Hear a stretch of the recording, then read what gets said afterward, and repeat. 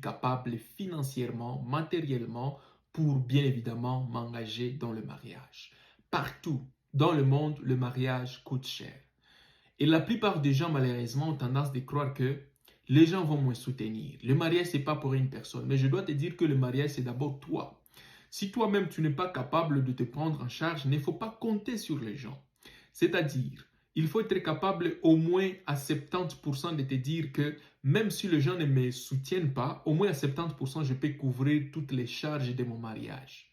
Le mariage intègre deux parties. Il y a la partie de mariage, de préparation de mariage, de cérémonie.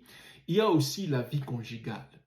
La préparation de mariage implique bien évidemment la salle, implique la nourriture, implique la boisson, implique les habits et implique aussi d'autres cérémonies, d'autres choses, d'autres événements auxquels vous êtes invité à supporter comme la dot dans certaines cultures et consorts.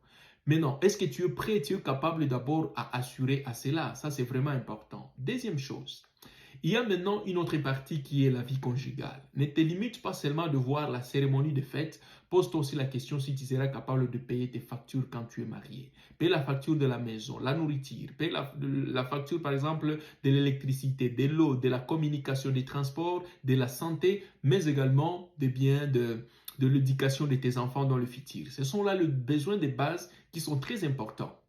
Alors, il est vraiment conseillé pour les couples de se rassurer, d'être honnêtes l'un à l'autre sur ce que vous gagnez. Ne vous cachez pas. Toi, garçon, tu dois montrer quand même ton compte à ta femme, et toi, femme, tu dois montrer ton compte à ton copain pour savoir bien évidemment combien chacun de vous peut apporter pour que vous puissiez réaliser votre rêve ensemble et comment vous pouvez vous soutenir mutuellement pour que cela puisse vraiment bien marcher. Ce n'est pas une responsabilité seulement de l'homme ou ce n'est pas seulement une responsabilité de la femme.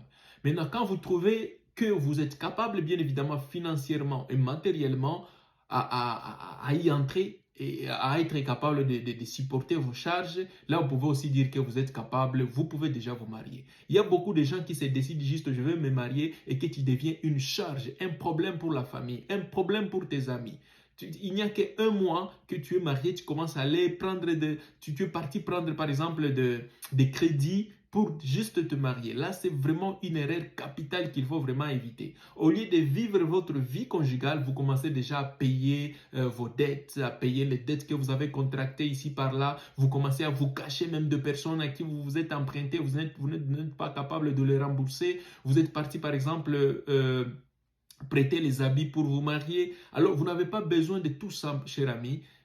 Non plus, vous n'avez pas besoin d'avoir des millions pour le faire. Il faut juste te rassurer. Est-ce que ce que je possède maintenant, je peux faire un mariage à mon niveau? À ton niveau veut dire un mariage de ta capacité. Il ne faut pas seulement dire que quelqu'un a fait son mariage ou sa fête dans une salle vraiment très chic. Je dois aussi le faire. Non. Tu n'as pas besoin de tout ça. Tu as besoin de quelque chose de minimum et être capable de se dire je suis capable de le faire. Il ne faut pas aller t'emprunter ou t'embrayer juste parce que tu veux faire quelque chose.